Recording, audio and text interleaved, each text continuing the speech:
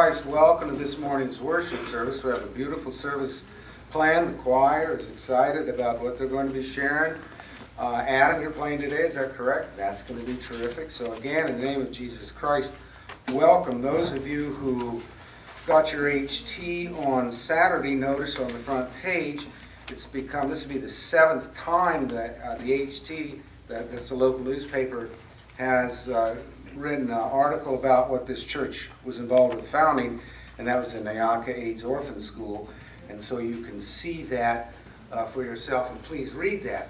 And that then explains why in your bulletins you have an opportunity to participate in the banquet, which is coming up on the 14th of November. And even if you could make a modest donation, that would go a long way. We're just very excited about what's happening in Neonka and for the children. And of course, obviously, we're very excited that so many people here in the church have been part of that. I'm happy to see that a lot of our children are feeling better. We had a lot of them get the flu. And Yul, are you okay now? You're not sick anymore? Okay, I'm glad of that. I'd hate to think that you were sick because we missed you last Sunday. Did you know that? I know that, okay. So if you look through your bulletin, there are a few things that I would like to point out that are of interest. The sanctuary flowers, of course, are placed by Bob and Julie Hanlon in loving memory of Bob's mother, and there you see those flowers, and thank you very much. The Unbinding Growth team will meet at about 11:15 this morning for those who are on that particular team, and we'll be meeting in the parlor this morning. Also, we have 2 announcements that need to be made, and we'll do them this way. Oh, I forgot to tell you. Oh, we had the greatest time yesterday. I told you about this. Darren and Mel got married.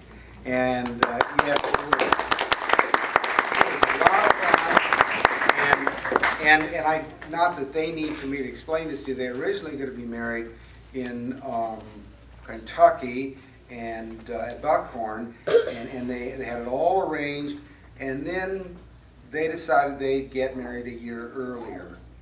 And because of that, well, they just love each other. That's good. So as a result, when they originally had their wedding list, they knew that the people in this fellowship, that only a handful could come, and so they arranged to have a very small wedding. And so they decided that since because they wanted to, more or less at the last minute, get married a year earlier, they kept that wedding list very small, and that's why the whole church wasn't invited. I don't need to apologize on their behalf, but that's the rationale behind that. And wherever they are now, I don't know, but I'm sure they're enjoying their lives very much. So that's pretty exciting. With that said, Don Root has an announcement to make, and he will be followed by Michelle Heiting. Don?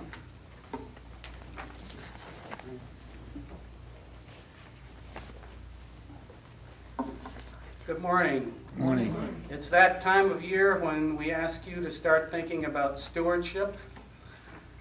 It's a time for us all to reflect on how we can best contribute our time, talent, and treasure for the work of the church in the coming year.